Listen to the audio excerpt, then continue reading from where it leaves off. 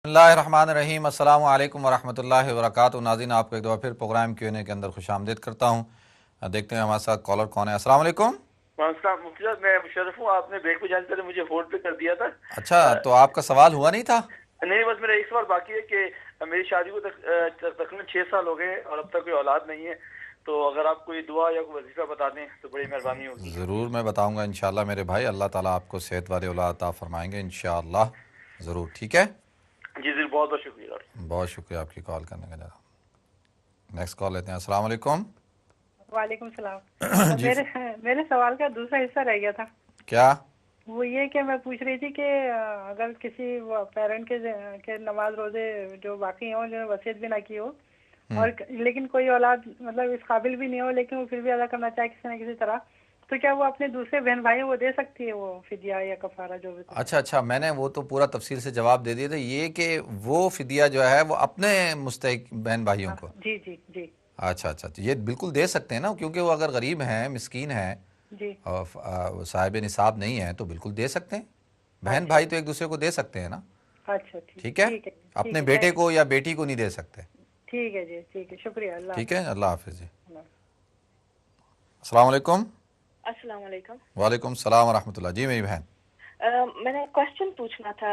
वो जो तस्बीह हम नमाज में पढ़ते हैं ना, तो हाथों पर पढ़ते हैं, तो किसी ने मुझे बताया कि लेफ्ट हाथ पर नहीं पढ़ सकते, तो पढ़ सकते हैं कि नहीं? पढ़ सकते हैं मेरी बहन, पढ़ सकते हैं। बिल्कुल थैंक यू। पढ़ थैंक यू, सकते हैं। मुख्तसर जज़ाकल्लाह। जवाब, अल्लाह रब्बुल इज़्ज़त ने, हम जब हाथ धोते हैं तो हाथ हमारे पाक है माशाल्लाह। ये मेरे और आपके हाथ जो हैं ये पाक हैं। ठीक है, ओके, तो थैंक यू। इस पे बिल्कुल पढ़ सकते हैं। नेक्स्ट कॉल लेते हैं जी। अस्सलाम वालेकुम। जी अस्सलाम वालेकुम मुफ्ती साहब। वालेकुम अस्सलाम व रहमतुल्लाह। जी मेरी बहन। जी मुफ्ती साहब, मेरा बेटा है 5 साल का। जी तो मैंने उसको हिफ्ज़ करवाना है कुरान पाक। माशाल्लाह। तो ऐसा है कि अभी मैंने उसको पढ़ाने पे शुरू किया हुआ है, ऑनलाइन उसको पढ़ा रही हूँ। कायदा वो एक दफ़ा ख़त्म कर चुका है। तो चूंकि मैं चाहती हूँ कि बहुत अच्छी तरह से सोच समझ के पढ़े, तो मैं फिर दोबारा से उसको कायदा रिपीट करवा रही हूँ। ठीक है, लेकिन पहली दफ़ा जो मेरे बेटे ने कायदा पढ़ा, बहुत ही शानदार, बहुत अच्छा उसने पढ़ा। लेकिन अब जब से मैं रिपीट पे आई हूँ, तो आप यकीन करें, वो ज़ेर को पेश कहता है, पेश को ज़बर कहता है, अल्फाज को वो जोड़ नहीं सकता, परेशान हो जाता है। क्यों? समझ नहीं आ रही इसकी ये दिमागी हालत कैसे हो गई है, उसको समझ में नहीं आता कि अच्छा, सामने लिखा हुआ क्या है। सिर्फ इस मामले में या नहीं, पढ़ाई? सिर्फ इस मामले में, बाकी स्कूल के काम में और आगे पीछे के कामों में बिल्कुल नॉर्मल हाँ, है। अच्छा ऐसा करें, देखें अभी छोटा है ना, 5 साल का है, जी तो आपने क्या करना है कि वो ज़्यादा जो है वो उस पर बोझ ना डालें। ठीक है, ठीक।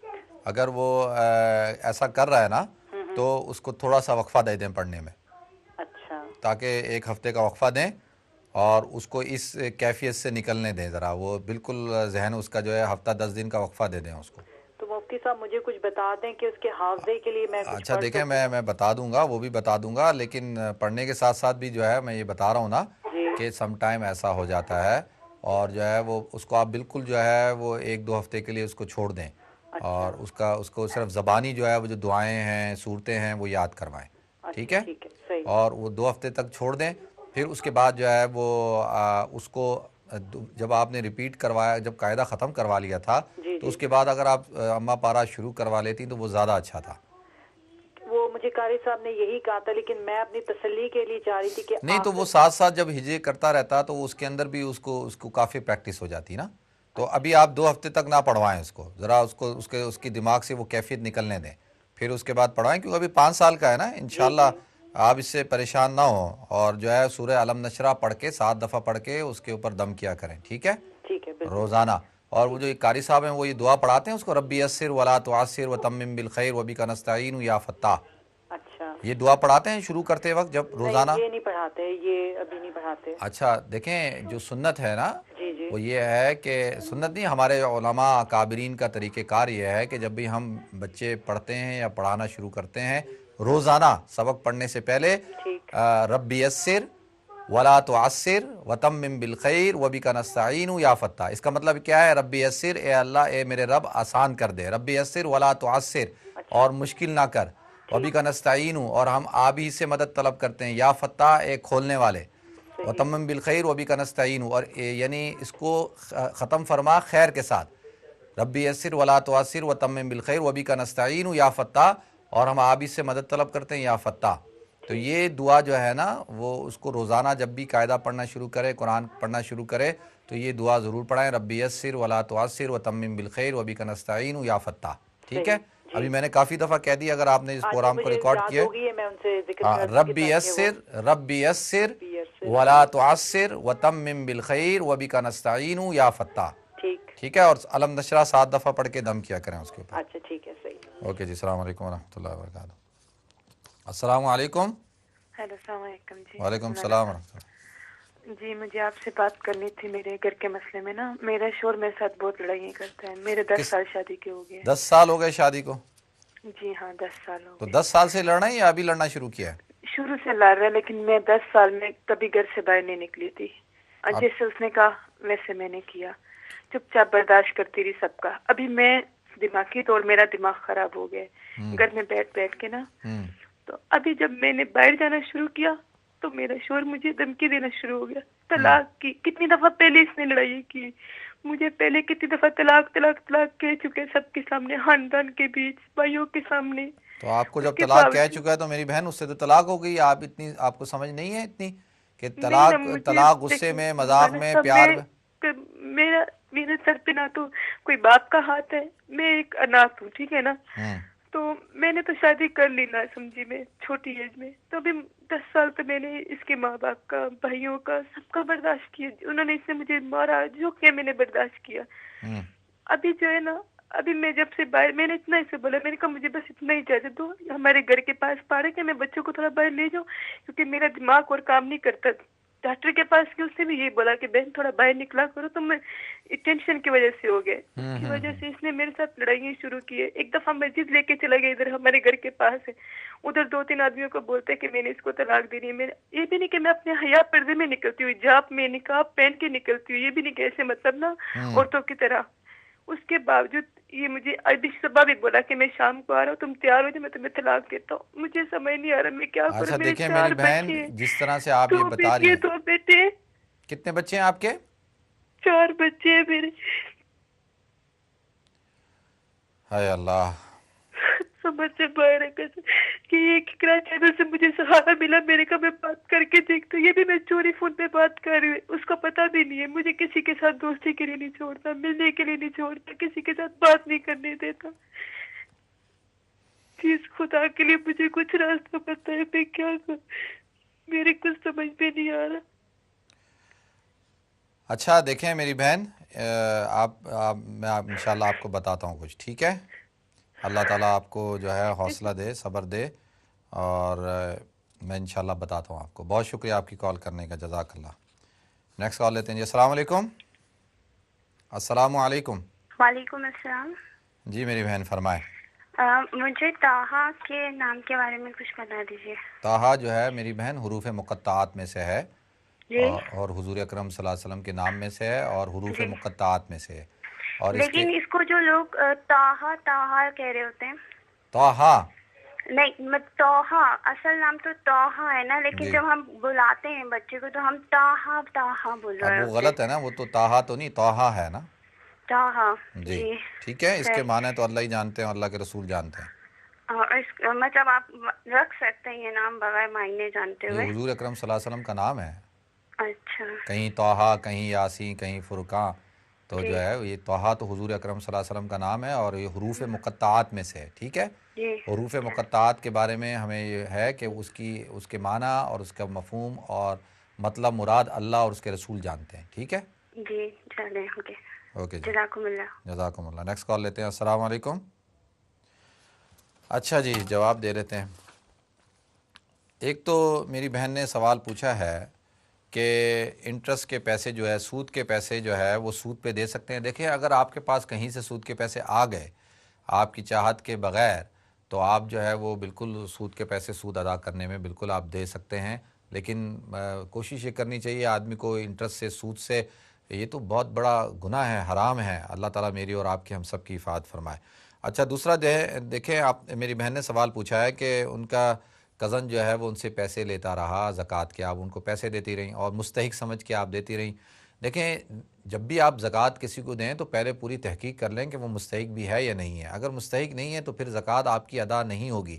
جس طرح سے زکوٰۃ دینا فرض ہے اس طرح سے زکوٰۃ کو مستحقین تک پہنچانا بھی فرض ہے. یہ نہیں کہ صرف زکوٰۃ ادا کر دی تو ادا ہو گئی، لیکن مستحقین تک پہنچانا بھی تو ضروری ہے. تو ہم اس معاملے میں تھوڑی سی سستی کرتے ہیں. ہمیں چاہیے کہ پہلے پوری تحقیق کر لیں اور اس کے بعد جو ہے وہ جو آپ کے جو کزن تھے اور وہ مستحق تھے اور وہ ان کو آپ زکوٰۃ دیتی رہی، لیکن جیسے ہی آپ کو پتہ چلا کہ اب وہ مستحق نہیں ہیں تو اب آپ ان کو زکوٰۃ نہیں دیں گی. اور جو اب آپ سمجھتی ہیں زکوٰۃ آپ کی ادا ہو گئی کیونکہ آپ کو علم نہیں تھا اور جو ہے گناہ بھی نہیں ملے گا، لیکن اگر آپ اب ادا کریں گی تو آپ کی زکوٰۃ ادا نہیں ہوگی. دوسرا، گردن پر مسح بالکل کر سکتے ہیں. اور مسح کرنا، دیکھیں مسح کرنا، چوتھائی سر کا مسح کرنا جو ہے وہ فرض ہے. ہمیں ان معاملات میں ہم لوگ اس طرح سے لوگوں کو جو چیز فرض نہیں ہے، جو چیز سنت ہے یا مستحب ہے، اس کے اندر جھگڑا بناتے ہیں. یعنی اتنا بڑا بنا لیتے ہیں کہ لوگ اس کے اوپر جو ہے وہ، بھائی اگر آپ کوئی آدمی کرتا ہے تو ٹھیک ہے، اچھی بات ہے، جو نہیں کرتا تو اس کی نماز بھی ہو جاتی ہے، اس کا وضو بھی ہو جاتا ہے. تو اس کو مسئلہ نہیں بنانا چاہیے. جو مسح کا جو پورا طریقہ ہے وہ اس طرح سے آپ اپنے ہاتھوں کو جو ہے وہ گیلا کرتے ہیں اور اس طریقے سے پورے سر کے اوپر ایسے پھیرتے ہیں، اور پھر پھیرنے کے بعد انگلی سے جو ہے وہ اس طرح سے آپ نے جو ہے وہ اپنے کانوں کے ادھر، اور یہ جو شہادت کی انگلی سے اندر کانوں کے اندر، اور پھر یہ پچھلے والے حصے سے جو ہے گردن پہ ایسے کر کے مسح کرتے ہیں. ٹھیک ہے، یہ مسح کا سنت طریقہ ہے. باقی اب پتہ نہیں آج کل کچھ لوگ کھڑے ہو گئے، وہ کہتے ہیں کہ جی گردن کا مسح کرنا ہے. وہ گلے کا مسح کرنا جو ہے وہ بدعت ہے. گلے کا مسح کرنا ہے، گردن کا نہیں. تو لگتا ہے وہ گلے اور گردن کو ایک ہی سمجھ رہے ہیں اور اس طرح سے اب کہنا شروع کر دیا، تو اس سے بچنا چاہیے. یہ سنت طریقہ یہی ہے اور اسی طرح سے مسح کرنا چاہیے. ویسے چوتھائی سر کا مسح کرنا جو ہے وہ فرض ہے مرد اور عورت دونوں کے لیے. اور باقی اس پہ جھگڑا، دیکھیں اس پہ تو اتفاق ہے نا، جب جس چیز پہ اتفاق ہے اسی پر رہیں، اور جو چیز میں اختلاف ہے تو اس میں یقیناً جو ہے وہ بھی ثابت ہے احادیث سے. تو اس طرح سے جو ہے وہ لوگ صرف کہتے ہیں جی بخاری سے دکھا دو یا فلانی حدیث کی کتاب سے دکھا دو. تو صرف امام بخاری رحمۃ اللہ علیہ نے بھی تمام احادیث کو جمع نہیں کیا. آپ خود کہتے ہیں کہ پہلی بات تو لوگوں کو امام بخاری رحمۃ اللہ علیہ کی کتاب کا نام ہی نہیں پتہ، اور جو ہے بخارا کے تو وہ رہنے والے تھے، اسی وجہ سے ان کی کتاب کو بخاری کہا جاتا ہے. ان کی کتاب ہے الجامع الصحیح المسند المختصر من امور رسول اللہ صلی اللہ علیہ وسلم و ایامہ. یہ ان کی کتاب کا نام ہے الجامع الصحیح المختصر. انہوں نے خود کہا کہ یہ مختصر ہے. وہ یہ نہیں کہتے کہ میں نے تمام صحیح حدیثوں کو جمع کیا، وہ خود کہتے ہیں کہ یہ مختصر ہے. تو یہ بات جو ہے اس طرح سے گردن کا مسح بالکل کر سکتے ہیں. اچھا، دوسرا جو ہے وہ مشرف بھائی جو ہے وہ انہوں نے پوچھا تھا، میں نے بتا دیا کہ جو ہے وہ سی فوڈ جو ہے وہ آپ اس کو استعمال کر سکتے ہیں. اور شادی کے حوالے سے آپ نے پوچھا ہے کہ جی کوئی وظیفہ بتا دیں. دیکھیں شادی آپ نے جب ماشاءاللہ اللہ تعالیٰ آپ کو صحت عطا فرمایا، آپ کی اہلیہ کو بھی اپنے حفظ و امان میں رکھے. اور دیکھیں یہ تو اللہ رب العزت کے ہاتھ میں ہے. اللہ فرماتے ہیں للہ ملک السماوات والارض یہب لمن یشاء اناثا و یہب لمن یشاء الذکور، کہ تمام آسمانوں و زمینوں کی بادشاہت تو اللہ کے پاس ہے. یہب لمن یشاء اناثا، کسی کو لڑکیاں دیتا ہے. یہب لمن یشاء الذکور، کسی کو لڑکے دیتا ہے. او یزوجہم ذکرانا و اناثا، کسی کو لڑکے بھی دیتا ہے کسی کو لڑکیاں بھی، دونوں دیتا ہے. ویجعل من یشاء عقیما، اور کچھ کو اللہ رب العزت بانجھ رکھتا ہے، کچھ بھی نہیں دیتا. تو ہمیں اللہ کی رضا میں راضی رہنا چاہیے اور دعا کرنی چاہیے کہ اللہ خیر والی ہمیں اولاد عطا فرمائے. آپ سے بھی گزارش ہے کہ 101 دفعہ سورہ کوثر روزانہ پڑھا کریں آپ یا آپ کے اہلیہ. 20 دفعہ جو ہے وہ فجر کے بعد، 20 دفعہ ظہر کے بعد، 20 دفعہ عصر کے بعد، 20 دفعہ مغرب کے بعد، اور 21 دفعہ عشاء کی نماز کے بعد. اور سورہ مریم کی ابتدائی آیتیں پڑھیں، 5 آیتیں روزانہ 21 دفعہ پڑھیں کسی بھی نماز کے بعد. اور یا خالق یا باری یا مصور، اللہ رب العزت کے 3 نام ہیں. ان 3 ناموں کو 313 دفعہ آپ پڑھا کریں، آپ کی اہلیہ پڑھا کریں. انشاءاللہ میرے اللہ نے چاہا تو اللہ تعالیٰ خیر والی عافیت والی اولاد عطا فرمائیں گے. اچھا، دوسرا دیکھیں یہ جو کال تھی جو میری بہن نے کی ہے کہ ان کے شوہر محترم، ہمارے ہاں کچھ لوگوں نے مذہب کی آڑ لے کر انہوں نے عورتوں کا استحصال کیا، اور اتنا زیادہ استحصال کیا کہ ان کو عورت کو جو بنیادی حقوق اللہ رب العزت نے انسانی حقوق عطا کیے ہیں وہ حقوق بھی ان کو دینے کو تیار نہیں ہے. اب مجھے آپ بتائیں 10 سال سے شادی کی، شادی کرنے کے بعد اس عورت کی ذمہ داری نہیں تھی کہ اس شوہر کے بھائیوں کی خدمت کرتی، اس کی بہنوں کی خدمت کرتی ان کو لک آفٹر کرتی اور اس کی اپنے ساس اور سسر کی خدمت کرتی. یہ اس کا اخلاق ہے کہ اگر وہ ساس اور سسر کی خدمت کرتی ہے تو یہ اس کے اخلاق ہیں, اللہ اس کو اجر عطا فرمائے گا, اور اس کی یہ اخلاقی ذمہ داری ہے, شرعی ذمہ داری نہیں ہے. بیٹے کی ذمہ داری ہے شرعی بھی اور اخلاقی بھی کہ وہ اپنے ماں باپ کی خدمت کرے, یہ بیوی کی ذمہ داری نہیں ہے. اگر وہ کرتی ہے, اخلاقی ذمہ داری ادا کرتی ہے, اللہ اس کو جزائے خیر عطا فرمائے. اور ساس کو اور سسر کو اپریشیٹ کرنا چاہیے, اس کو اچھے نگاہوں سے دیکھنا چاہیے, اور اس کو خراج تحسین پیش کرنا چاہیے کہ جو بہو ان کی خدمت کرتی ہے. اچھا, پہلی بات, بھائیوں کی اور بہنوں کی خدمت کرنا اس کی نہ اخلاقی ذمہ داری تھی, نہ جو ہے وہ شرعی ذمہ داری تھی. اچھا, مجھے ایک بات بتائیں, شادی ہو گئی, شادی ہو جانے کے بعد آپ نے اس کو نان نفقہ دینا ہے, سکنا دینا ہے, اس کے حقوق کا خیال رکھنا ہے, اور اس کو کسی بھی صورت کے اندر اس کو مارنا نہیں ہے, ہاتھ آپ نے اس کو نہیں لگانا. یہ کہیں سے قرآن سے ثابت نہیں ہے, سوائے اس عورت کے جو کھلم کھلا فحاشی کرتی ہو, یا عریانی کے اندر مبتلا ہو, یا وہ ایسی نازیبہ حرکات کے اندر ملوث ہو, تو اس کے لیے تھوڑی سی اجازت ہے, اور وہ بھی جب سارے معاملات قاضی اور سب بڑوں کے ساتھ موجودگی کے ساتھ بات کر لی جائے اس کے بعد.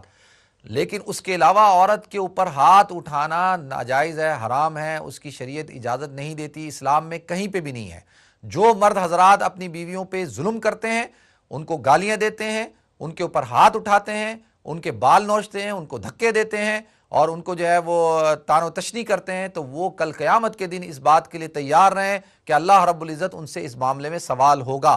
آپ چاہے جتنی نمازیں پڑھ لیں, جتنے حج کر لیں, جتنی زکوٰۃ ادا کر لیں, جتنے آپ جو ہے وہ یہ دیندار بن جائیں, تو آپ کل قیامت کے دن اللہ رب العزت جو ہے آپ سے اس معاملے میں سوال پوچھے گا. کلکم راعٍ وکلکم مسئول عن رعیتہ, تمہاری ریت کے بارے میں سوال ہوگا. کیا مطلب ہے؟ سوال یہ ہوگا کہ تم نے ان کے حقوق جو تمہیں اللہ نے تمہارے تابع کیے, ابھی عورت بیچاری آپ کو اللہ نے آپ کی ذمہ داری دی ہے, اس کی اگر آپ سے شادی ہو ہی گئی ہے, تو میرے بھائیوں, اگر وہ بھائی بھی سن رہا ہے یا اور بھائی سن رہے ہیں, تو ان سب کو میرا یہ پیغام ہے کہ وہ اس بات سے جو ہے بے فکر نہ ہو کہ کل قیامت کے دن اللہ کے سامنے تو کھڑے ہوں گے نا. تو ہم نے جو عورتوں کے ساتھ سلوک کرتے ہیں, اپنی بیویوں کے ساتھ سلوک کرتے ہیں, تو ہمیں سوچنا چاہیے کہ کل اللہ ہم سے پوچھیں گے, اور یہ ساری جو ہے نا نمازیں اور عبادات اور شریعت دین سب ایک طرف رہ جائے گا جب اللہ تعالیٰ سب سے پہلے اس چیز کا سوال پوچھیں گے. تو دیکھیں, آپ سے گزارش ہے, آپ حضرات سے, اور میری جو بہن ہے ان سے گزارش یہ ہے کہ جب آپ کو آپ کے شوہر محترم نے آپ کو کئی دفعہ, آپ کہہ رہی ہیں, لوگوں کے سامنے طلاق دی ہے, مسجد میں لے جا کے طلاق دی ہے, گھر والوں کے سامنے طلاق دی ہے, اور آج کہا ہے کہ طلاق دیتا ہوں میں, تم شام کو جب آؤ گی, تو آپ کو طلاق ہو چکی ہے, اور آپ کا ان کے ساتھ رہنا جو ہے وہ ناجائز ہے, حرام ہے, آپ زناکاری کے اندر مبتلا ہیں. اگر آپ اللہ کا خوف رکھتی ہیں, اپنے آپ کو بہادر کریں, مضبوط کریں, کل قیامت کے دن اللہ کے ہاں آپ نے منہ دکھانا ہے, اللہ آپ سے سوال پوچھیں گے. تو آپ کو کمزور ہونے کی ضرورت نہیں ہے. اگر وہ آپ پر ایسی زندگی آپ کے اوپر تنگ کی ہوئی ہے, تو آپ اس کے لیے جو ہے یہاں پر اپنے علاقے کی مسجد کے امام صاحب کے پاس جائیں, اور اللہ اماموں کو بھی توفیق دے کہ وہ بھی ان قسم کے مسائل حل کریں. جو مسجد کی کمیٹیوں کے بڑے بنے ہوئے ہیں, صدر چیئرمین بنے ہوئے ہیں, لوگ ان کے پاس مسئلہ لے کے جاتے ہیں, وہ کہتے ہیں یہ ہمارا مسئلہ نہیں ہے. تو جب آپ کمیونٹی کے بڑے بنے ہیں, تو آپ کو کمیونٹی کے مسائل بھی حل کرنے چاہیے, اور اگر ان سے حل نہیں ہوتا تو پولیس کو بلائیں, اور پولیس سے مدد لیں, کونسل سے مدد لیں, وہ آپ کی مدد کرے گی. اور آپ کو ان سے دبنے کی ہرگز ضرورت نہیں ہے, بالکل ضرورت نہیں ہے. اور جو ہے یہ کوئی, اب میں کیا کہوں, میرے تو اللہ تعالیٰ جو ہے وہ ان سب حضرات کو توفیق عطا فرمائے. اور یہ دین کے نام پہ عورتوں کو جو ہے وہ پردہ کراتے ہیں, اور پردہ اس چیز کا نام ہے کہ وہ عورت جو ہے وہ گھر سے بھی باہر نہ نکل سکے, وہ پارک بھی نہ جا سکے, وہ بچوں کے ساتھ جو ہے وہ کوئی وقت بھی نہ گزار سکے, وہ ایک کمرے کے اندر گھٹ گھٹ کے جو ہے وہ مر جائے. اور جو ہے شریعت نے کیا اس کو اجازت نہیں دی؟ وہ تو بالکل شریعت نے اس کو اجازت دی ہے کہ وہ پردے کے ساتھ ہر جگہ جا سکتی ہے, سارے کام کر سکتی ہے, اور اپنی زندگی کو جیسے چاہے گزارنا چاہے گزار سکتی ہے, شرعی حدود میں رہتے ہوئے. یہ تو حیرانگی کی بات ہوتی ہے, ایسا تو زمانہ جاہلیت میں نہیں ہوتا تھا. اور اس طرح کی باتیں تو ہم پاکستان میں, تھرڈ ورلڈ میں, وہاں پہ سنتے ہیں. یہاں پر میری بہن آپ کے ساتھ ایسا ہو رہا ہے, تو آپ کیوں برداشت کر رہی ہیں؟ آپ کو برداشت نہیں کرنا چاہیے. اور جو شخص آپ کی عزت نہیں کرتا, احترام نہیں کرتا, اس کو پتہ نہیں کہ عورت کیا چیز ہے. اور اللہ کے رسول صلی اللہ علیہ وسلم نے فرمایا کہ ایسے مردوں پہ مجھے شرم آتی ہے کہ جو عورتوں کو جانوروں کے ساتھ جانوروں کی طرح سلوک کرتے ہیں, دن میں ان کو مارتے ہیں, اور رات کو جو ہے وہ ان کے ساتھ بستر پہ جاتے ہیں. ان کو شرم نہیں آتی اس بات سے. تو اللہ تعالیٰ جو ہے وہ ان کو ہدایت دیں ہمارے. اور یہ وہ بھائی ہیں جو تو جن کا کہا جا سکتا ہے کہ یہ پڑھے لکھے نہیں ہوں گے, اور ان کے پاس کوئی شعور نہیں ہوگا اور انہوں نے دین کی پتہ نہیں کہاں سے تعلیم حاصل کی اور دین کو آڑ بنا کر اور عورتوں کا استحصال کرتے ہیں. یہاں پر تو ماشاءاللہ پڑھے لکھے لوگ بھی اسی میں ہیں, جنہوں نے جو آکسفورڈ یونیورسٹی سے اور کیمبرج یونیورسٹی سے پڑھے لکھے ہیں, ان کی بھی یہی حرکات ہیں, وہ بھی اپنی بیویوں کے ساتھ اسی قسم کا سلوک کرتے ہیں, وہ بھی ذہنی طور پر اتنے پسماندہ ہیں. تو ہمیں سوچنا چاہیے, ایسا نہیں کرنا چاہیے. اور میری بہن, جس طرح میں نے آپ سے کہا آپ اس طرح کریں, آپ کا ان کے ساتھ رہنا جو ہے, جب آپ کہہ رہی ہیں کہ سب کے سامنے انہوں نے آپ کو طلاق دی ہے, اور تو وہ کیسے بھائی ہیں اور وہ کیسی ماں ہے جو اپنے بیٹے کو زنا کے اندر مبتلا کرتی ہے, اور اس کے سامنے ماں باپ کے سامنے, بھائیوں کے سامنے جب انہیں طلاق دی, تو ان کو چاہیے کہ وہ آپ کو کہیں کہ بھئی یہ تو تم حرام کاری کر رہے ہو, حرام کی زندگی گزار رہے ہو. اللہ تعالیٰ, میرا ایک دوست ہے, وہ دوست نہیں, مجھے کسی نے بتایا کہ وہ اس کی وائف کو جو ہے وہ کچرا پھینکنے کی, بن کے اندر کچرا پھینکنے کی اجازت نہیں ہے کہ بھئی تم نے جو ہے گھر سے باہر ہی نہیں نکلنا, بن میں کچرا بھی نہیں پھینکنا. جیسے پتہ نہیں پوری دنیا کے لوگ جو ہے وہ آپ کی بیوی کے اوپر نظر لگا کر بیٹھے ہوئے ہیں اور وہ بس دیکھ کے پتہ نہیں کیا کریں گے. تھوڑا سا اتنا تنگ نظر نہیں ہونا چاہیے, شریعت کو, اسلام کو سمجھنے کی ضرورت ہے. اللہ تعالیٰ مجھے آپ کو ہم سب کو عمل کرنے کی توفیق عطا فرمائے. نیکسٹ کال لیتے ہیں جی. السلام علیکم. السلام علیکم عبدالوہاب صاحب, میرا نام عقیل ہے, میں فیملی سے بات کر رہا ہوں. کیا نام ہے آپ کا؟ عقیل. ہاں جی. کیسے ہیں آپ؟ ٹھیک ہیں عقیل بھائی؟ الحمدللہ. مجھے پہچانتے ہیں آپ؟ جی جی بالکل, آپ کو یاد ہے میں ملا تھا آپ سے فیملی میں. اچھا, مجھے بھی کچھ ایسا لگ رہا ہے. ٹھیک ہے عقیل بھائی, فرمائیں. ہاں جی, مجھے کوشچن آپ سے کرنا تھا کہ ایک تو ابھی جو آپ نے ابھی ٹاپک ابھی بات بتائی ہے طلاق کے بارے میں, مجھے ذرا, میں نے کافی طریقے سے لوگوں سے سنا ہے کہ یہ لوگ ڈفرینٹ بتاتے ہیں کہ طلاق اس طرح کہیں تو ہو جاتی. کچھ لوگ کہتے ہیں کہ پہلی دفعہ طلاق دے دیں اور دوسری دفعہ طلاق دے دیں تو عدت ہوتی ہے, جو کہ ایام عورت کے ہوتے ہیں, اس کے بعد اس کو رخصت کر دینا چاہیے. یہی قرآن میں بھی ہے. جی جی. لیکن اگر رخصت کر دیا ہے اور اس کے بعد دوبارہ کیا مرد اس سے نکاح دوبارہ کر کے اس کو نکاح میں لے سکتا ہے؟ کچھ طرح یہ بتائیے گا. اچھا چلے میں اس کا بتا دیتا ہوں. اور دوسرا سوال ہے میرا یہ نماز کا. اکثر اگر ہم فرض نماز مسجد میں ہو رہی ہے جماعت کے ساتھ, اور اگر ہم بیچ کی رکعت میں گئے, اس کا کچھ لوگوں کے طریقے دیکھیں. کچھ ایسا ہوتا ہے کہ 2 رکعتیں نکل گئی ہیں تو پہلا سلام پھیرا ہے تو کھڑے ہو جاتے ہیں. تو کیا ہم 2 رکعت کے بعد اتحیات پڑھتے ہیں یا پہلی رکعت کے بعد اتحیات پڑھتے ہیں؟ ایک تو یہ بتا دیے گا کہ اس کا صحیح طریقہ کیا ہے. اگر 2 رکعتیں امام کے ساتھ شامل ہو گئے ہیں آپ, جی, اور کون سی نماز ہے؟ ظہر اور عصر کی, ظہر عصر اور عشاء 4 رکعت والی. 4 رکعت والی, ٹھیک ہے. یا اگر مغرب کی بھی ہے تو مغرب میں تو 2 رکعتیں اگر آپ نے امام کے ساتھ آپ کو نہیں ملی نا, تو آپ نے تو ایک ہی رکعت پڑھنی ہے, اس میں تو کوئی وہ نہیں ہے.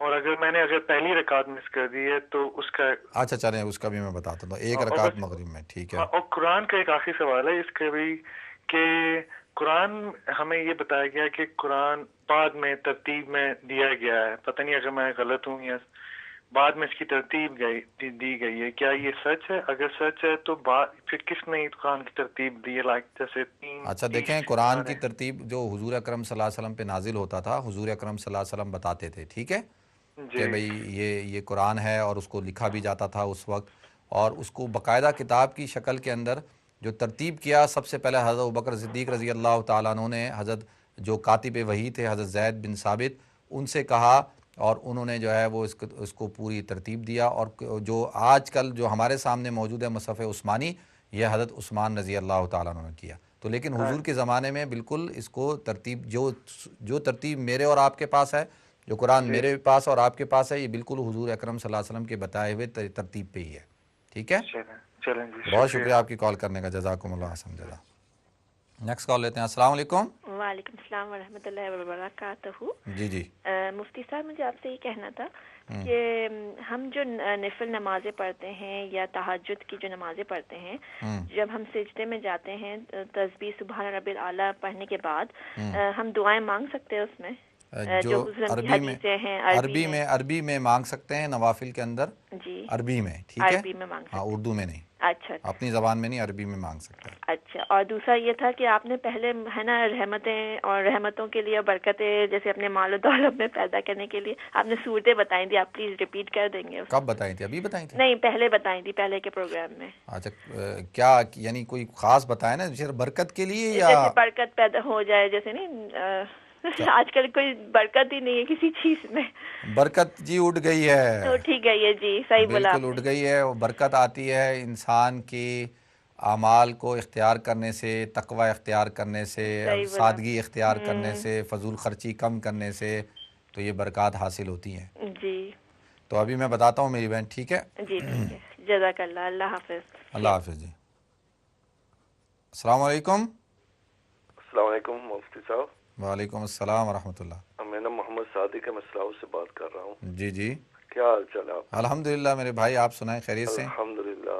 مفتی صاحب سوال کرنا تھا، پچھلے مہینے جو نا ہم میاں بیوی عمرے کے اوپر گئے تھے، ٹھیک ہے، تو میری بیوی احرام کی حالت میں تھی، تو ان کو نا چوٹ آ گئی تھی یہاں پاؤں کے اندر نا، ٹھیک ہے، تو کافی خون بہا۔ اچھا، اللہ رحم کرے، ٹھیک ہے۔ تو تقریباً 10 منٹ اس طرح کافی خون بہا، تو کیا اس کے لیے دم ہے یا کوئی فائن؟ نہیں، کچھ نہیں ہے، کچھ نہیں ہے، کچھ نہیں دینا ہوتا وہ تو، کہ اس میں کیا ہے، وہ تو چوٹ لگ گئی نا، جی جی تو جی چوٹ لگنے سے تھوڑی کچھ ہوتا ہے احرام میں خون، اور انہوں نے باقی سارے ارکان تو کر لیے تھے نا، عمرہ تو کر لیا تھا نا، جی جی جی، مطلب ایسا تو نہیں کہ کوئی چیز چھوڑی تو نہیں تھی انہوں نے؟ نہیں کوئی چیز نہیں ہاں چلیں پھر کوئی دم نہیں دینا تھا، جزاک اللہ، ٹھیک ہے، جزاک اللہ، دعا میں یاد آپ بھی یاد رکھیے گا۔ بہت شکریہ آپ کی کال کرنے کا، جزاک اللہ۔ نیکسٹ کال لیتے ہیں جی۔ السلام علیکم۔ السلام علیکم مفتی صاحب۔ جی وعلیکم السلام ورحمۃ اللہ۔ کون صاحب بول رہے ہیں؟ مفتی صاحب میں علی بات کر رہا ہوں۔ علی بھائی خیریت سے ہیں آپ؟ ٹھیک ہیں، اللہ کا شکر ہے، آپ سنائیں ٹھیک ٹھاک ہیں؟ آپ کی پہلے بات ہوئی ہے مجھ سے؟ جی پہلے بھی ایک دفعہ بات ہو چکی ہے میری آپ سے۔ اچھا، ہو چکی ہے؟ جی بالکل ہو چکی کیا ہے۔ کرتے ہیں علی بھائی آپ؟ میں جاب کرتا ہوں بیسکلی ڈرائی کلیننگ کمپنی میں۔ اچھا ماشاء اللہ، ڈرائی کلیننگ کمپنی میں آپ جاب کرتے ہیں؟ جی جی بالکل۔ اچھا مجھے یہ بات بتائیں کہ جب کوئی کپڑا آپ کے پاس آتا ہے تو کس طرح سے اس کو آپ صاف کرتے ہیں؟ یہ تو ایک پروسیس ہوتا ہے کہ مفتی صاحب، یعنی کہ ڈرائی کلیننگ کی مشینیں ہوتی ہیں۔ کچھ مختصراً بتائیں کیا پروسیس ہوتا ہے؟ پہلے یہ ہے کہ اس کو کیا کہتے ہیں، اپنا اسپوٹنگ پہ جاتا ہے، وہ اس کو اسپوٹ کرتے ہیں کیمیکل کے ذریعے، لیکن یہ ہے کہ وہ جو ڈرائی کلیننگ کا جو پروسیس ہے اس میں پانی کا کوئی عمل نہیں ہے، پانی کا کوئی عمل دخل نہیں ہوتا؟ ہاں، یعنی کہ زیادہ تر وہ ایک پرک کیمیکل ہوتا ہے، اس کے ذریعے وہ دھلتا ہے۔ ٹھیک ہے، تو میرے لحاظ سے تو وہ پاک نہیں ہوگا۔ اگر کوئی ناپاک یعنی کہ کپڑا ہے اس کو ڈرائی کلین کرتے ہیں آپ، تو وہ پاک تو نہیں ہوگا میرے لحاظ سے، کیونکہ وہ پانی سے نہیں دھلا ہے، وہ ایک کیمیکل ہے پرک، اسی سے دھلنے کے بعد اچھا وہ جو کیمیکل ہے وہ کس فارم میں ہوتا ہے؟ لکوڈ فارم میں ہوتا ہے؟ لکوڈ فارم میں ہوتا ہے، وائٹ کلر کے لکوڈ فارم میں ہوتا ہے۔ اچھا وہ کیا ہوتا ہے؟ وہ کپڑا اس کے اندر چلا جاتے ہیں سارے کپڑے؟ مشین ڈالتے ہیں پیچھے، وہ اس کا ٹینک ہوتے ہیں، وہ ٹینک سے کیا کہتے ہیں اپنا وہ پانی وہ پرک لیتا ہے اور اس سے وہ ڈرائی کلین ہوتا ہے، اس سے واش ہوتا ہے۔ پروسیس وہی ہوتا ہے جیسے واشنگ مشین میں جیسے کپڑے دھلتے ہیں، لیکن سارا وہ اس سے ہوتا ہے، وہ کیمیکل سے ہوتا ہے؟ جی وہ پرک کیمیکل ہوتا ہے، اس سے دھلتا ہے وہ۔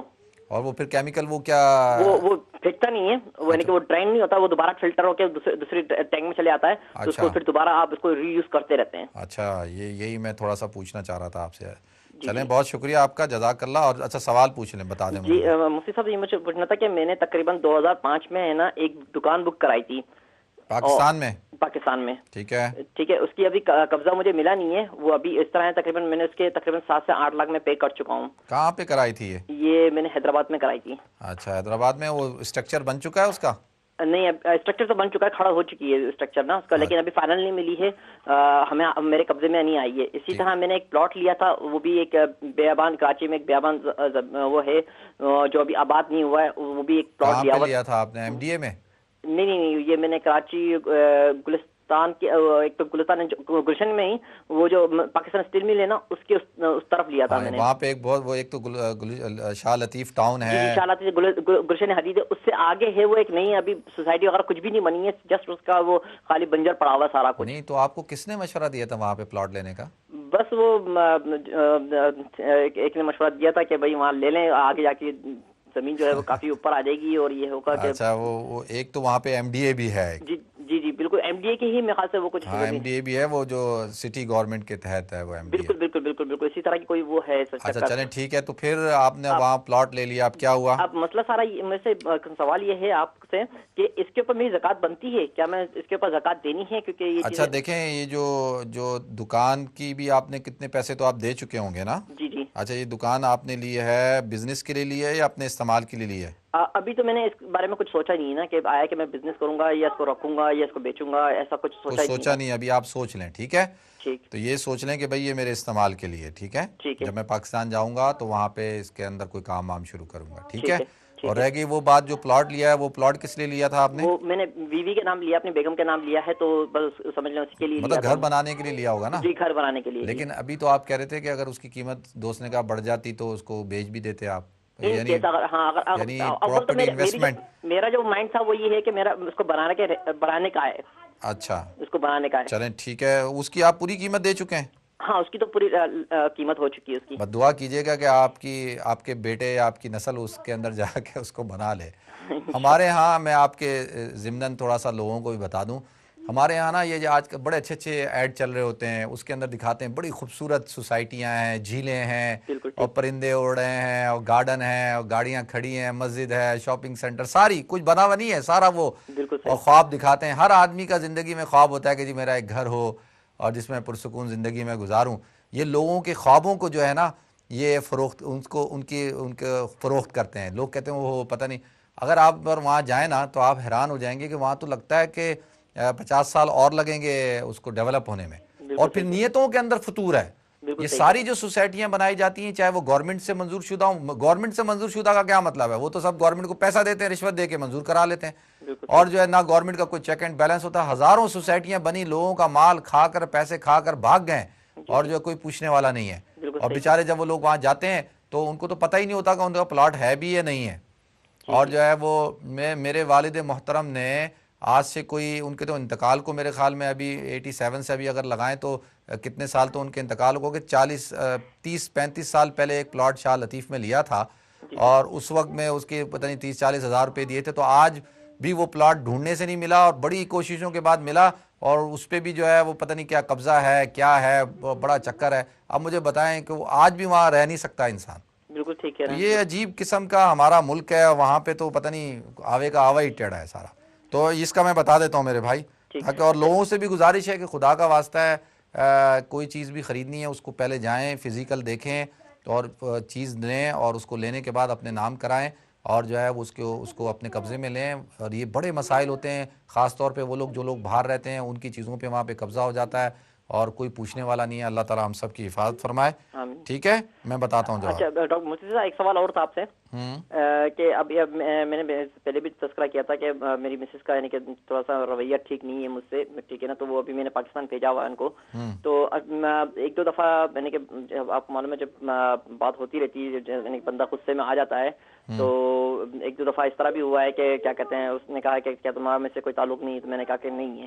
تو اس سے رشتے میں کوئی کیا آپ کے کتنے بچے ہیں؟ میری 2 بیٹیاں ہیں. اچھا, اس وقت جب آپ نے کہا تو کیا آپ کا یہ تھا کہ تعلق نہیں ہے کہ مطلب میں تمہیں طلاق دے رہا ہوں, چھوڑ رہا ہوں, کیا تھا؟ بس یعنی کہ ایسا تو دماغ کے اندر اور دل کے اندر ایسی کوئی بات نہیں تھی, بس غصے میں زبان کے اوپر یہ الفاظ ہے کہ وہ کرنے کے لیے کہ ٹینس تو نہیں, یعنی کہ آپ یہ کہہ رہے ہیں کہ جواباً ایک بچے ابھی آپ کے ساتھ رہتے ہیں ان کے ساتھ رہتے ہیں؟ نہیں, ان کے ساتھ ہی ہیں, وہاں پہ ہی ہیں. اچھا دیکھیں, اگر تو یہ کنایتاً طلاق ہوتی ہے کہ جی میرا تم سے کوئی تعلق نہیں, تو اگر تو یہ ہے کہ یہ ایسا کریں, آپ اپنے علاقے کے جو کوئی عالم ہوں ان کے پاس جائیں اور ان کو ساری صورتحال بتا دیں, پھر وہ جو آپ کو بتائیں اس طرح کر لیں. ٹھیک ہے, بہت شکریہ آپ کی کال کرنے کا, جزاکم اللہ حسن جزا.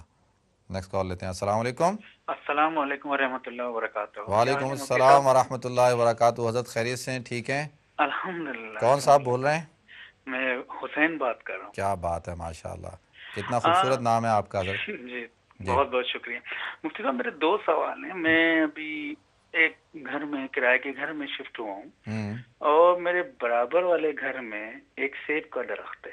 سیب کا درخت ہے؟ جی. تو میں ابھی 6-7 مہینے پہلے یہاں شفٹ ہوا تھا, تو میرے جو مالک مکان تھے انہوں نے کہا کہ یہاں سے سیب گریں گے. وہ واقعی جب میں اس گھر میں آیا تو کچھ سیب پڑے ہوئے تھے. تو اب اگر وہ سیب ابھی یعنی کہ آئیں گے تو کیا ہم وہ اگر سیب ہماری طرف گرتے ہیں تو وہ کھانا شرعی کس طرح سے، یعنی کہ میں آپ اس میں بارے میں بتائیں کہ وہ صحیح ہے کہ نہیں؟ نہیں، وہ تو دیکھیں، ایک تو اگر وہ جو پڑوسی ہیں ان کی طرف سے آپ کو اجازت ہے کہ بھئی اگر یہ سیب آپ کی طرف گریں تو آپ ان کو استعمال کر سکتے ہیں، تو پھر تو آپ استعمال کر سکتے ہیں. لیکن اگر وہ درخت ان کے ہاں لگا ہوا ہے اور اس کی لک آفٹر سب کچھ وہ کرتے ہیں تو شرعی طور پر وہ اس پھل کے مالک ہیں. اچھا، لیکن اب وہ سیب اگر ہماری طرف گرتے ہیں، یعنی کہ بہت زیادہ گرے ہوئے تھے جب ہم ادھر آئے نا، تو وہ پھر وہ خراب ہو گئے، پھر ان کو اٹھا کے وہ آپ ان سے پوچھ لیتے، آپ ان سے، وہ خراب ہو گئے جو بھی، لیکن آپ ان سے پوچھ لیتے اور آپ کہہ دیتے کہ بھائی یہ اس طرح سے سیب ہیں، اگر آپ کی اجازت ہو تو میں استعمال کر لوں، یا جو ہے وہ ایسی جگہ رکھ دیتے جہاں پہ کوئی پرندے وغیرہ کھا لیتے اس کو. ہاں چلیں، میں انشاءاللہ اب یہی آپ ان کروں سے گا. پوچھ لیں یہ، ٹھیک ہے جی اچھا، ایک سوال اور ہے. جی آپ یہ بتائیں شرعی طریقے سے کہ جو لیڈیز ہوتی ہیں جب وہ پریگننٹ ہوتی ہیں، ڈیلیوری سے 10 دن پہلے یا ہفتے دن پہلے ان کو ایک واٹر ڈسچارج ہوتا ہے، تو اس میں ان کا وضو رہے گا یا وہ پھر وضو نہیں ہوگا، وہ نماز پڑھ سکتی ہیں؟ نہیں، واٹر بریک تو اسی وقت ہوتا ہے نا، لیبر نہیں پین. اس وقت نہیں، وہ یعنی 10 دن پہلے ہی تھوڑا تھوڑا پانی آنا شروع ہو جاتا اچھا ہے. چلیں ٹھیک ہے، میں اس پہ بات کر لیتا ہوں. ٹھیک ہے، ٹھیک ہے، بہت بہت شکریہ مفتی صاحب، اللہ آپ کو اس کا اجر دے گا، جزاکم اللہ خیر. آمین آمین جی، بہت شکریہ آپ کا. وعلیکم السلام ورحمۃ اللہ وبرکاتہ. نیکسٹ کال لیتے ہیں جی. السلام علیکم. وعلیکم السلام ورحمۃ اللہ وبرکاتہ. جی فرمائیں. بیٹا مفتی، یہ آپ کا پروگرام بہت ہی اچھا ہے. جی تو میں باقاعدگی سے دیکھتی ہوں اس کو. جی بہت شکریہ آپ کا. اللہ تعالیٰ ہمیں اس کے اوپر عمل کرنے کی توفیق عطا فرمائے اور آپ کو جزائے خیر دے. آمین. تو میرا ایک مسئلہ ہے کہ وہ مجھے نا اریٹیبل باول سنڈروم ہے. ٹھیک ہے. تو وہ نا کیونکہ مجھے السر ہو گیا تھا. ٹھیک ہے. تو اس کے بعد ذرا مجھے ہپسیری کی بیماری ہو گئی ہے. تو وہ نماز بھی بڑی مشکل سے ادا کرتی ہوں اور تلاوت قرآن پاک بھی کرنے میں تھوڑی سی مجھے کافی پریشانی ہوتی ہے. تو کوئی اس کے لیے کوئی مجھے وظیفہ بتا دیں تاکہ اگر اللہ کے فضل و کرم سے یہ مجھے ٹھیک ہو جائے تھوڑا، تاکہ میں تلاوت کر سکوں اور نماز ادا کر سکوں. اللہ تعالیٰ آپ کو صحت دے میری بہن. بالکل میں بتاتا ہوں. جی، اور وہ نا میرے یہ سارے وہ بلوٹڈ اپ ہو جاتی ہوں، یہ اوپر سارے اپارا ایک قسم کا ہو جاتا ہے، تو کافی مسئلہ ہو جاتا ہے. تو چلیں انشاءاللہ میں بتاتا ہوں جی. ٹھیک ہے، شکریہ بہت بہت بیٹا. بہت شکریہ آپ کی کال کرنے کا، جزاک اللہ. اچھا، عقیل بھائی نے کال کی تھی اور وہ پوچھ رہے تھے طلاق کے بارے میں. دیکھیں میں عرض کروں کہ طلاق جو ہوتی ہے، ایک ہوتی ہے طلاق کی 3 قسمیں ہوتی ہیں، یعنی طلاق بدعت، طلاق حسن اور طلاق احسن یا طلاق سنت جس کو کہہ لیں. اچھا، جو طریقہ کار کیا ہے، طریقہ کار میں بتا دیتا ہوں. طریقہ کار یہ ہونا چاہیے کہ اگر خدا نخواستہ ایسے حالات پیش آ گئے ہیں کہ طلاق دینی ہے، تو طلاق دینے کا یہ ہو کہ جب عورت پاک ہو، پیریڈ سے پاک ہو، اور اس کو جو ہے وہ ایک طلاق دی جائے.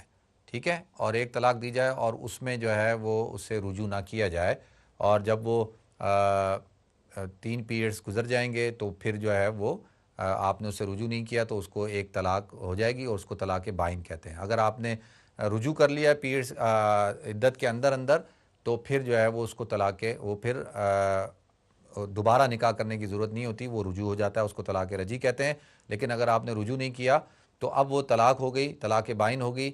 اب آپ کو نکاح دوبارہ کرنا ہے تو آپ کر سکتے ہیں، دوبارہ نکاح کریں گے آپ، اور آپ کو 2 طلاقوں کا حق بھی موجود ہوتا ہے. اچھا، بہتر یہی ہوتا ہے کہ ایک تو طریقہ کار یہ ہے. دوسرا یہ ہے کہ طہر میں، پاکی کی حالت میں آپ ایک طلاق دیں، پھر جو ہے وہ پورا طہر پورا وہ گزر جائے، اس کے بعد پھر دوبارہ جو پیریڈس ہیں ختم ہو جائیں، اس کے بعد طہر میں دوسری طلاق دیں اور پھر وہ بھی گزر جائے، اور اس کے بعد پھر تیسرا جب طہر آئے، پیریڈس آ کے ختم ہو، طہر ہو، تو اس میں 3 طلاقیں، تیسری طلاق دے دیں. تو یہ طلاق بھی جو ہے یہ بہتر طریقہ ہے. اور اس کے بعد آپ کے پاس طلاق کا حق نہیں ہوتا، اور آپ اب دوبارہ اس عورت سے شادی نہیں کر سکتے جب تک کہ ان کا نکاح کہیں اور ہو اور وہ ان کا انتقال ہو جائے یا وہ طلاق دے دیں، تو پھر آپ دوبارہ ان سے نکاح کر سکتے ہیں. تو یہ اس کو طلاق مغلظہ کہا جاتا ہے. اور جو طلاق بدعت ہے وہ یہ ہے کہ آپ ایک ساتھ 3 طلاقیں دے دیں، یعنی پاکی میں دے دیں، یا اور اس کو جو ہے وہ ایام کی حالت میں دے دیں، یا پیگننسی کی حالت میں ایک ساتھ 3 طلاقیں دینا. یہ طلاق مغلظہ اور طلاق بدعت ہوتی ہے. اس سے جو ہے وہ طلاق ہو جاتی ہے اور اس سے دوبارہ آپ رجوع نہیں کر سکتے. اور نکاح بھی نہیں کر سکتے، لیکن جب تک یہ عورت کسی اور سے نکاح نہ کر لیں یا ان کی شادی ہو جائے اور وہ شخص ان کو طلاق دے دے یا ان کے اس شخص کا انتقال ہو جائے، تو پھر آپ جو ہے عدت گزارنے کے بعد ان سے دوبارہ نکاح کر سکتے ہیں۔ اور یہ جو طریقہ کار ہے اس طریقے سے طلاق دینی چاہیے، یہ نہیں کہ ہر وقت طلاق دے رہے ہیں۔ اور جو ہے وہ پیگننسی میں اگر آپ طلاق دیں گے تو ایک عورت بیچاری جو ہے ابھی پیگننٹ ہوئی ہے، ابھی 1 مہینے کی پیگننٹ ہے، اس کو طلاق دے دیا آپ نے، اب کیا ہوا کہ وہ جب تک اس کی ڈیلیوری نہیں ہوگی اس وقت تک وہ اس کی عدت ہو جائے گی، اور اس کی عدت اب وہ 8 مہینے تک بیچاری عدت میں رہے گی۔ تو یہ اس وجہ سے جو ہے اس میں طلاق دینی نہیں چاہیے۔ اگر دے دی ہے، گناہ ملتا ہے، دے دیے، طلاق تو ہو جاتی ہے، چاہے ناپاکی میں دیں یا پیریڈز کے ایام میں دیں یا آپ پیگننسی کی صورت میں دیں تو طلاق ہو جاتی ہے، لیکن دینی نہیں چاہیے، اس کا جو ہے وہ گناہ بھی ملتا ہے۔ تو یہ ہے طلاق کی جو ہے اللہ تعالی ہم سب کی حفاظت فرمائے۔ اور ابغض الحلال عند اللہ طلاق، اللہ کو سب سے زیادہ حلال چیزوں میں ناپسند چیز جو ہے وہ طلاق ہے۔ اور طلاق تو ایک راستہ بنایا کہ بھئی خدا نہ خاصہ، جیسے میری بہن نے کہا کہ بھئی اس قسم کا شوہر ٹکر گیا ہے کہ جو انسان ہی نہیں ہے، جو انسان کے روپ میں حیوان ہے اور جو ہے وہ حیوانوں سے بھی بدتر سلوک کرتا ہے، تو اب ایسی صورت میں عورت بیچاری کیا کرے گی؟ وہ تو طلاق لے گی یا خلا لے گی۔ تو ایک راستہ رکھا ہے، یہ نہیں کہ بھئی بات بات پہ طلاق دی جائے اور بات بات پر تمہارا میرا واسطہ ختم، تم اپنے گھر نکلو، تم دفع ہو، اس طرح کی باتیں کرنے سے بھی طلاق ہو جاتی ہے۔ تو یہ طلاق کے کنایتاً الفاظ ہوتے ہیں۔ تو ان چیزوں سے بچنا چاہیے اور پیار محبت سے رہنا چاہیے، ایک دوسرے کی رسپیکٹ کرنی چاہیے، ایک دوسرے کا احترام کرنا چاہیے، اور میاں بیوی کو سوچنا چاہیے کہ ان سے اللہ نے تمہیں اولاد عطا فرمائی ہے اور یہ اولاد کے اوپر کیا اثر پڑے گا۔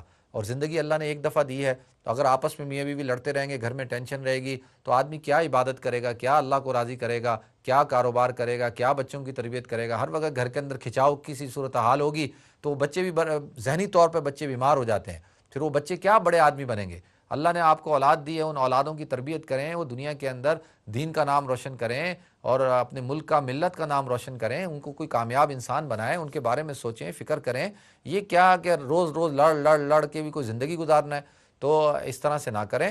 کوئی باتیں اچھی نہیں لگتی تو بہت ساری باتیں ہوں گی جو اچھی بھی ہوں گی، یقیناً ایسا تو نہیں ہو سکتا نا کہ ایک انسان مجسمہ غلط ہے اور اس کے اندر ہے ہی اچھائی کوئی ہے ہی نہیں، یہ نہیں ہو سکتا۔ اللہ کے رسول نے فرمایا کہ تم ہمیشہ جو ہے وہ بری باتوں کی طرف نگاہ مت کرو، اچھی چیزوں کی طرف دیکھو۔ ایک صحابی کو کہا کہ بھائی تمہاری بیوی، انہوں نے کہا یا رسول اللہ میری بیوی جو ہے بڑی بد زبان ہے، تو کیا میں اس کو مار سکتا ہوں؟ اللہ کے رسول نے فرمایا نہیں، تم نہیں مار سکتے۔ پھر اس نے دوسری دفعہ پوچھا، انہوں نے پھر تیسری دفعہ پوچھا تو اللہ کے رسول نے منع فرمایا، کہا کہ نہیں، تم اس کو نہیں مار سکتے۔ پھر اللہ کے رسول نے کہا اگر بہت ہی بد زبان ہے تو تم طلاق دے دو۔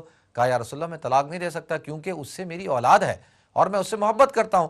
تو اللہ کے رسول صلی اللہ علیہ وسلم نے فرمایا بھائی جب تم محبت کرتے ہو، جب تمہاری اولاد ہے اس سے، اور اس کے اندر اور بھی تو کوئی اچھی چیزیں ہوں گی نا، صرف ایک بد زبانی نہیں، اس کے علاوہ اس میں اور بھی کوئی اچھے کمال بھی تو ہوں گے نا، تو ان چیزوں کی طرف نگاہ کرو اور دعا کرو، اللہ سے صبر کرو، تو ہو سکتا ہے اللہ تعالیٰ اس کی بد زبانی کو بھی ختم کر دیں۔ تو اس طرح سے تھوڑا سا دیں، صبر سے کام چلائیں اور ایک دوسرے سے محبت سے اور ایک دوسرے کے ساتھ رسپیکٹ کریں، احترام کریں، اور ہاتھ ہرگز نہ اٹھائیں۔ دیکھیں جو مرد اپنی بیویوں پہ ہاتھ اٹھاتے ہیں وہ مرد کہلانے کے قابل نہیں ہیں۔ عورت کو مارنا کوئی مردانگی نہیں ہے، اور یہ بہت غلط بات ہے۔ اور بعض ہمارے معاشرے کے اندر، بعض لوگوں کے اندر، بعض قوموں کے اندر یہ بیماری بہت زیادہ ہوتی ہے۔ وہ یہ سمجھتے ہیں کہ جب تک عورت کو ہم مارے نہیں تو ہم مرد نہیں کہلاتے۔ یہ بات بہت غلط ہے، عورت کو مارنا نہیں چاہیے۔ یہ بات آپ 2 منٹ کے لیے سوچیں کہ آپ کی بیٹی یا آپ کی بہن یا آپ کی کوئی عزیزہ کے ساتھ کوئی شخص اس طرح کا سلوک کرے تو آپ کو کیا محسوس ہوگا، اور کوئی عورت جس کا کوئی آگے پیچھے نہ ہو تو اس کے ساتھ تو تھوڑا سا اور احترام کے ساتھ، اکرام کے ساتھ پیش آنا چاہیے۔ اللہ تعالیٰ جو ہے ہم سب کو سمجھ عطا فرمائے۔ دوسرا جو ہے وہ میرے بھائی نے پوچھا ہے کہ نماز میں شامل ہوں۔ دیکھیں اگر آپ ظہر کی نماز پڑھ رہے ہیں اور 2 رکعتیں امام پڑھ چکا ہے اور آپ تیسری رکعت میں شامل ہوئے ہیں، تو جب آپ نے 2 رکعتیں امام کے ساتھ پڑھنی ہیں اور پھر جب امام نے سلام پھیر دینا ہے تو آپ نے کھڑا ہونا ہے۔ کھڑے ہونے کے بعد اب آپ کی 2 رکعتیں رہ گئی تھیں تو آپ نے اسی طرح سے پڑھنا ہے جس طرح سے آپ سمجھیں آپ کی یہ پہلی رکعت ہے۔ آپ نے ثنا پڑھنا ہے، سورہ فاتحہ پڑھنی ہے، سورت پڑھنی ہے، اور پھر آپ نے پوری رکعت کو پورا کرنا ہے۔ پھر دوسری رکعت پڑھنی ہے، اس میں بھی سورت فاتحہ پڑھنی ہے اور سورت پڑھنی ہے، اور اتحیات پڑھ کے، درود شریف پڑھ کے آپ نے سلام پھیر دینا ہے۔ اسی طریقے سے اگر آپ کو جو ہے وہ آپ کی امام کے ساتھ جو ہے وہ 1 رکعت چھٹی تھی اور آپ کی 3 رکعتیں پڑھنی ہے، تو اب آپ جب کھڑے ہوں گے، امام سلام پھیرے گا، آپ کھڑے ہوں گے، آپ کی یہ جو رکعت ہے یہ اب پہلی رکعت ہے پڑھنے کے اعتبار سے، لیکن تعداد کے اعتبار سے یہ دوسری رکعت ہے۔ आपने सना पढ़ के, सूरह फातिहा पढ़ के, सूरत पढ़ के, पढ़ने के बाद जब दोनों सजदा करने के बाद आपने तशहुद करना है, यानी अब आपने बैठना है, इसलिए कि ये आपकी दूसरी रकात है। तो अब आपने पढ़ने इस एतबार से, तशहुद के एतबार से, फिर तीसरी रकात में भी आपने ये इस एतबार से आपकी दूसरी रकात होगी, क्योंकि पढ़ने के एतबार से तो आपकी दूसरी है। आपने सूरह फातिहा पढ़नी है और सूरत पढ़ के, और फिर बैठना नहीं है, और फिर आपने चौथी रकात पढ़नी है, और उसके अंदर जो है वो आपने कुछ तिलावत नहीं करनी, सूरह फातिहा सिर्फ पढ़नी है, और उसके बाद आपने तहियात पढ़ के और दुरूशी पढ़ के सलाम फेर देना है। इसी तरीके से ये ज़ोहर और असर और इशा का तरीक़ेकार ये है। इसी तरह से अगर आपने 3 रकातें इमाम के साथ पढ़ ली हैं और 1 रकात आपकी अगर रह गई है, तो आपने वो 1 रकात में खड़ा होना है। पहली रकात समझ के सना, सूरह फातिहा और सूरत पढ़ के और बैठ के तहियात पढ़ के दुरूशी पढ़ के आपने सलाम फेर देना है। इसी तरह से जो मगरिब की नमाज़ होती है, मगरिब की नमाज़ में अगर आपकी एक रकात आपकी छूटी है, तो आपने अब 2 रकातें पढ़नी है, और दूसरी रकात में आपने खड़े होकर सना पढ़ के, सूरह फातिहा पढ़ के और फिर बैठना है। तो ये आपका कायदा उला कहलाएगा, आपने इसमें बैठना है, और फिर तीसरी रकात में भी आपने बैठना है। तो इस तरह से गोया कि मगरिब में अगर आपकी 1 रकात छूटी है, तो गोया कि आपको तीनों रकातों में आप बैठना होगा। अच्छा, और अगर आपकी 2 रकातें छूटी हैं, तो आप जो है वो खड़े होंगे, और खड़े होने के बाद जो है अगर आपने इमाम के साथ 1 रकात पढ़ी है, 2 रकातें छूटी हैं, तो मैंने अर्ज़ किया कि आपको तीनों रकातों में बैठना होगा और सूरह फातिहा और सूरत पढ़नी होगी, जिस तरह से आप 2 रकातें पहली नमाज की जो पढ़ते हैं। अच्छा, अगर आपकी मगरिब की नमाज की जो है वो 1 रकात जो है वो रह गई है, 2 रकातें आपने पढ़ी हैं, 1 रकात आपकी इमाम के साथ आपने नहीं पढ़ी, तो आप खड़े होंगे तीसरी रकात में, और जो है वो पहली रकात आपकी काउंट होगी। इस पढ़ने के एतबार से आप सूरत पढ़ेंगे, सूरह फातिहा पढ़ेंगे, और पढ़ने के बाद बैठकर तहियात पढ़ के दुरूशी पढ़कर आप जो है वो सलाम कर देंगे। ये मुख्तसर सा तरीका है। अल्लाह ताला मुझे आपको हम सब को अमल करने की तौफीक अता फरमाए। अच्छा, नफिल नमाज में के जो नफिल नमाज़ें होती हैं उनमें उनके सजदे में आप जो है वो अरबी के अंदर दुआ मांग सकते हैं।